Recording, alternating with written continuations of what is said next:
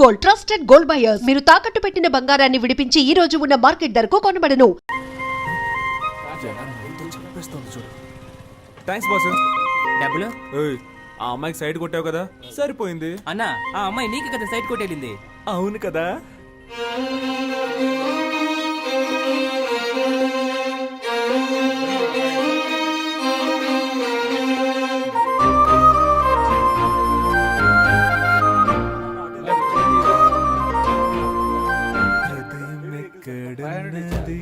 హృదయం ఎక్కడున్నది, నీ చుట్టూ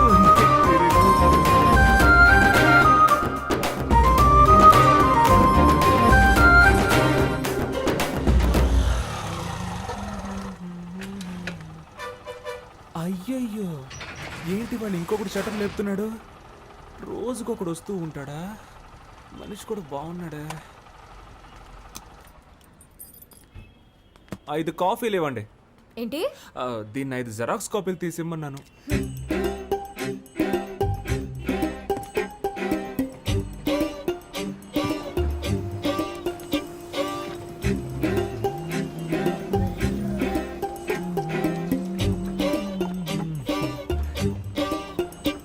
కొత్తను బాగా డెవలప్ చేయొచ్చు కదా.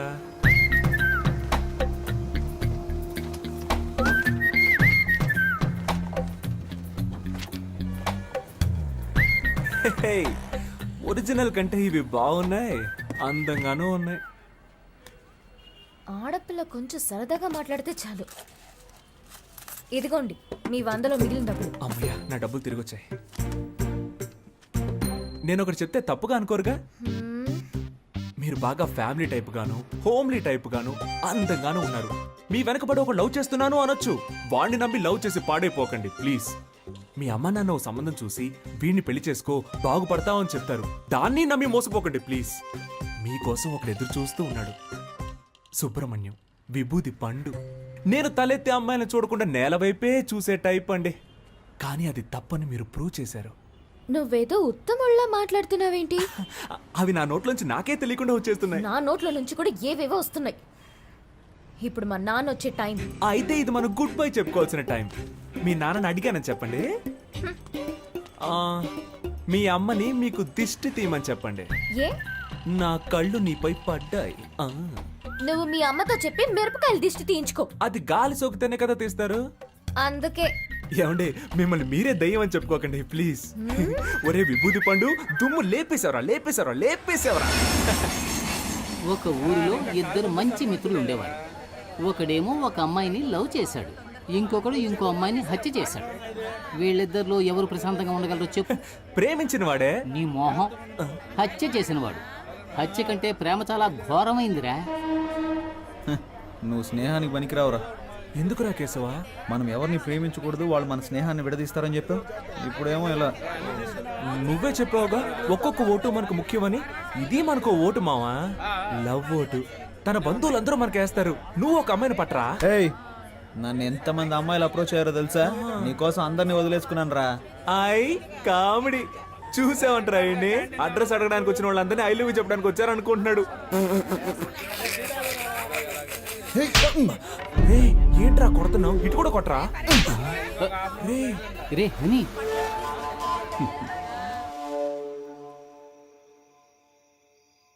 ఈ వేళ ఈ కోతి పిచ్చి చేష్టలేం చేయకుండా కూర్చుందేంటో. పద్మావతి, ఏంటి నీతులు బోధిస్తున్నావా? లేదండి.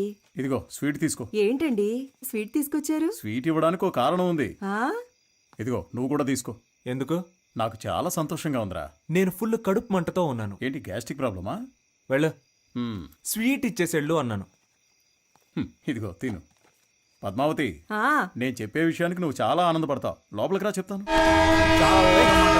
ఓవర్గా మాట్లాడేది సీన్ లేదంటున్నా. అమ్మాయిలు పడతారా?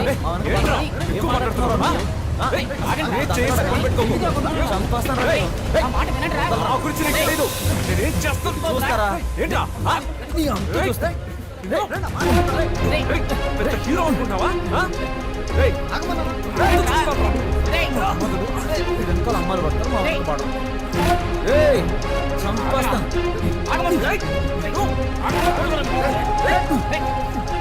మనవాడు వాడిని కొట్టాడు. వాడు మనవాడిని కొట్టాడు. చూడటానికి నా 2 కళ్ళు చాలేదనుకో. మామూలుగా కొట్టుకోలేదు. ఇక మన వాడి గురించి మనం దిగులు పడాల్సిన అవసరమే లేదు. వాళ్ళిద్దరూ రైలు పట్టాల్లా విడిపోయారనుకో. ఆగరా, ఎక్కడ పారిపోతున్నావు? రారా. ఏయ్, ఇకపై నీ మొహం నాకు చూపించకరా. నీకెవరు సెట్ అవ్వలేదు, కడుపుమంటరా. ఏయ్ నువ్వు వెళ్ళరా.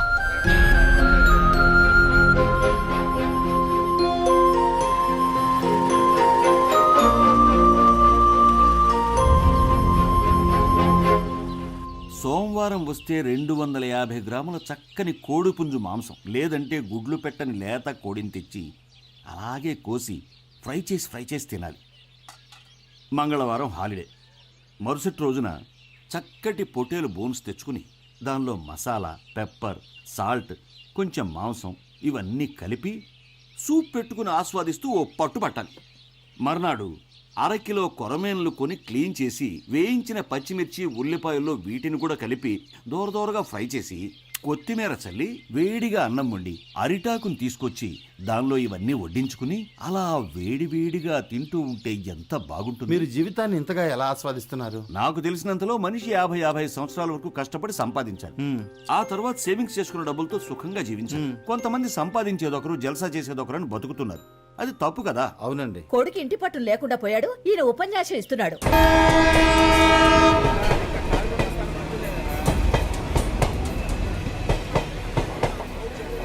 ఏంట్రా హనే, ఉద్యోగం ఏమైనా వచ్చిందా? ఉద్యోగమా? ఏంట్రా, పని దొరికిందా?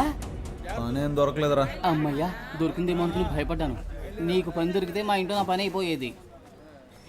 మనసు అస్సలు బాగోపోతే సుబ్రహ్మణ్యేశ్వరుని దర్శనం చేసుకొచ్చా. రాయ్, సుబ్రహ్మణ్యానికి ఫిగర్ దొరికింది, నీకు సెట్ అవ్వలేదనే గుడికి ఏయ్, వచ్చావు. ఏయ్.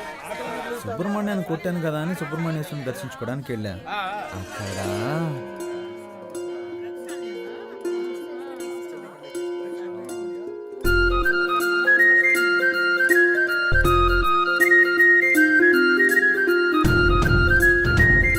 అర్చన ఎవరి పేరు మీద?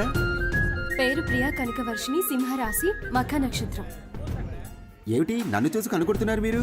అయ్యో పూజారి గారు, 3 రోజుల నుంచి ఎడమ కన్ను కొట్టుకుంటూనే ఉంది. ఇది అదృష్టమా లేక ఏదైనా దిష్టి వైపరీత్యమా అని మా అమ్మ మిమ్మల్ని అడగమంది. దీనికి కారణం విటమిన్ సి లోపం. వెళ్ళి డాక్టర్ని కలవండి. ఒక సంతోషకరమైన వార్త. ప్రఖ్యాత రాజకీయ నాయకుడు కేడి కేశవ గారు ఈ రోజు రాబోయే కాలంలో తనకు కాబోయే భార్య ప్రియా కనకవర్షిణిని సుబ్రహ్మణ్య స్వామి సన్నిధిలో కలుసుకున్నారని ఇందు మూలముగా యావత్ ప్రజానికానికి తెలియజేస్తున్నాం.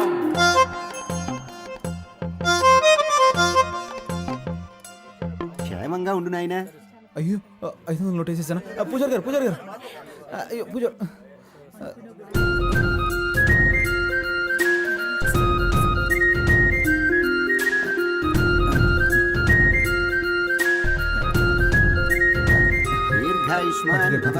భక్తి పారవశ్యంలో ఆవేశపడి 500 రూపాయలు నోట్ వేసేసాను. 5 రూపాయలు తీసుకుని మిగిలిన చేంజ్ ఇచ్చేసేయండి. కుదరదు నాయనా, కుదరదు. స్వామి సన్నిధిలో నాకు ఇచ్చేసావు. 50 తీసుకుని 450 తిరిగి ఇచ్చేయండి స్వామి. అలా అడగకూడదు. 450 తీసుకుని 50 అయినా ఇవ్వండి. ఏమిటండి మీకు ఇదేమైనా బాగుందా? జైల్లో పడేశారు. చెప్పులు మారిపోయేంతగా లవ్.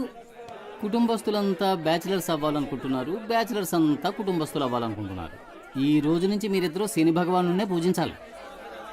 స్నేహం అనేది కరెంట్ లాంటిది. కరెంటు లాంటిదా? అది కట్ అయినప్పుడే దాని అవస్థ తెలుస్తుంది. రేయ్, నిన్ను కొట్టినందుకు కోపగించుకోకరా. నా హృదయంలో నిదురించే చెలి, కలలలోనే కవ్వించే సఖీ, మయూరివై స్టాప్. వయ్యారి. నేను చెప్పేది మీరు వింటారా? చెప్పు. నా వీపు దొరదగా ఉంది, కొంచెం గోకుతారా? అటెళ్ళి నుంచో ట్రైన్ కోకింది. చంపుతాను రే. నిన్నే లక్ష్యం గిక్ష్యం అని పెద్దగా మాట్లాడారు, ఈ రోజు మళ్ళీ ప్రేమకేమంటున్నారేంట్రా? రాజకీయ నాయకుడు అయ్యాక జైలుకి వెళ్లాల్సి వస్తుందిలే అనుకున్నా. ఆయాదోళ్ళు ఇప్పుడే పట్టుకెళ్ళిపోయారు. నేను నిన్ను లైక్ చేస్తున్నా. సుబ్రహ్మణ్య విభూది పండు. నేను ఎమ్మెల్యే ఇంటి దాకా వెళ్ళొస్తాను. ఏయ్. ప్రేమిస్తున్నానని ప్రేమగా చెప్తే పర్లేదు. నీ లవర్ కోసం నైస్ గా ఎస్కేప్ అయిపోతున్నావు. పోరా పో. నీ మనసులో ఉద్దేశం మాకు తెలీదారా? రే, నీకు ఇష్టం లేకపోతే నేను ఆ అమ్మాయినే చూడను తెలుసా? నేను ఆ అమ్మాయిని చూస్తే నీ ఫ్యూచరే చెప్పేయగలను రా. అయితే పద. రేయ్, బాగుందా? లిఫ్ట్ కావాలని అడిగేటప్పుడు స్విఫ్ట్ కారే కావాలని కూర్చోకూడదు. మోటార్ బైక్ వచ్చినా ట్రావెల్ చేసి వెళ్ళిపోవాలి. ఏయ్, మూల వ్యాధి తొలగించబడును. రే నీకుంటే పీక పడతాను ఎలా దానికంటే ముందు నాకు ఫోన్ చెయ్యి.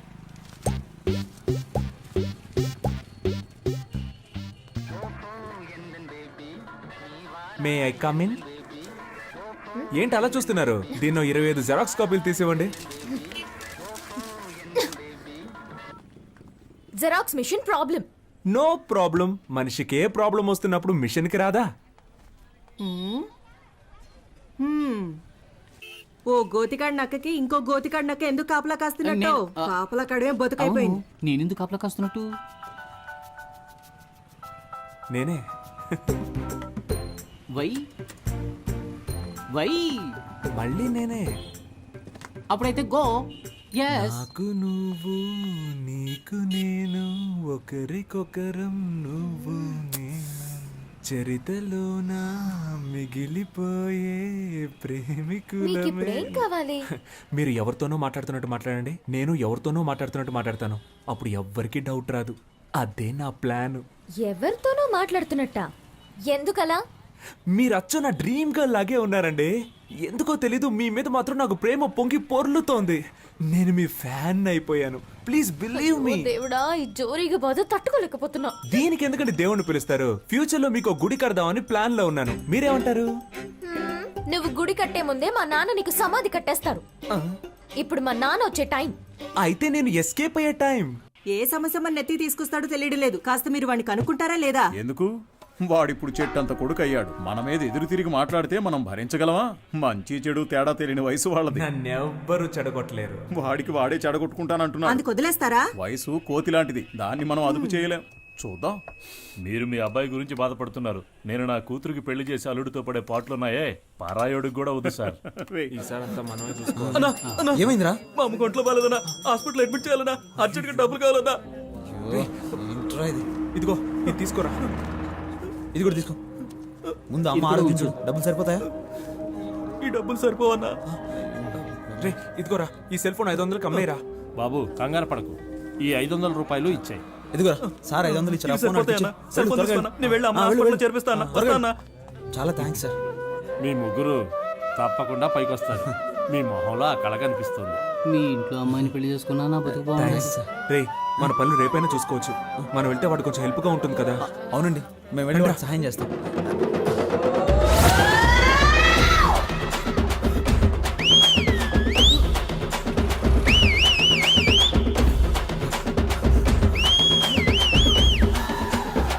నువ్వేమన్నా ఒలింపిక్స్ లో పరిగెడుతున్నావురా?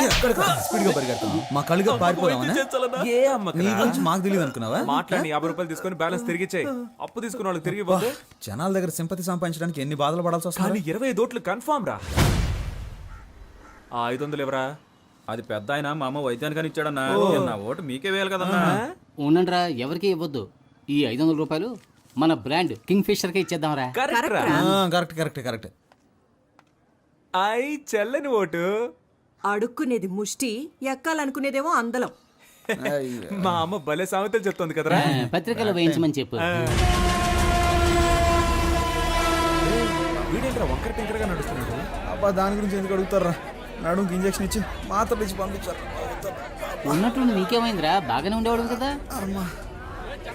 అసలు ఆ కథ ఏంటో మీకు వివరంగా చెప్తాను, వినండి రా. చందమామ కథల్లాగా పెట్ట కథలు చెప్పడం మొదలు పెట్టావు. చెప్పు చెప్పు.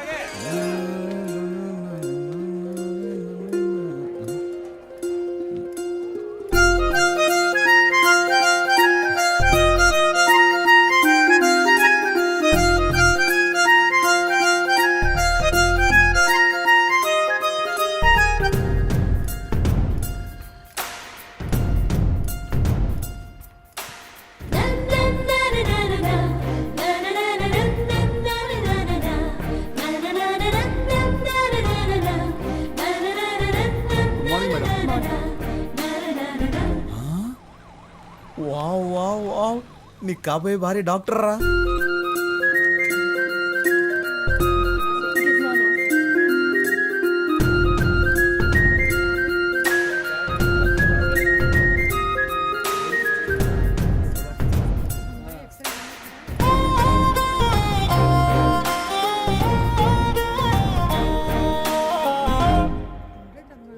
నర్సా?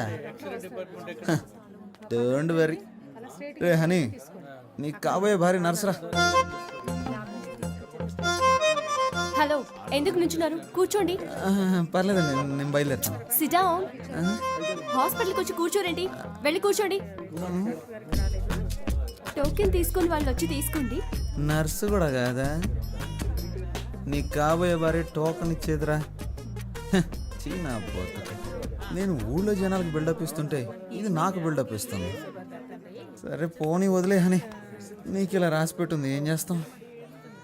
హలో, మీరు టోకెన్ తీసుకోలేదుగా, వచ్చి తీసుకోండి.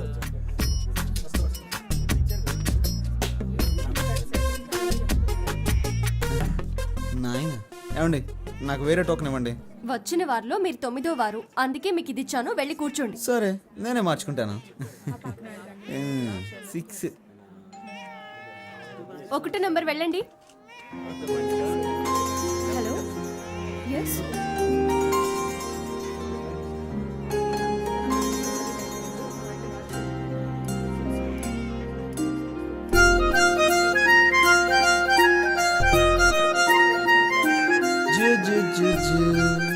బుజ్జి పాప. చూ చూ చూ. ఓకే, ఉంటాను.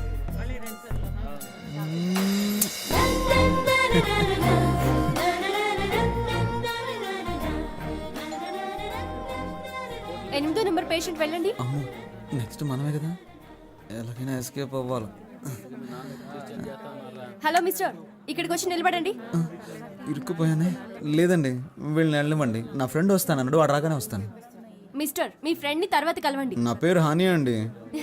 నువ్వు హనీయో పోనీయో మాట్లాడకుండా మూసుకుని ఇక్కడ ఉండు. ఏంటి మూసుకొని ఉండాలా?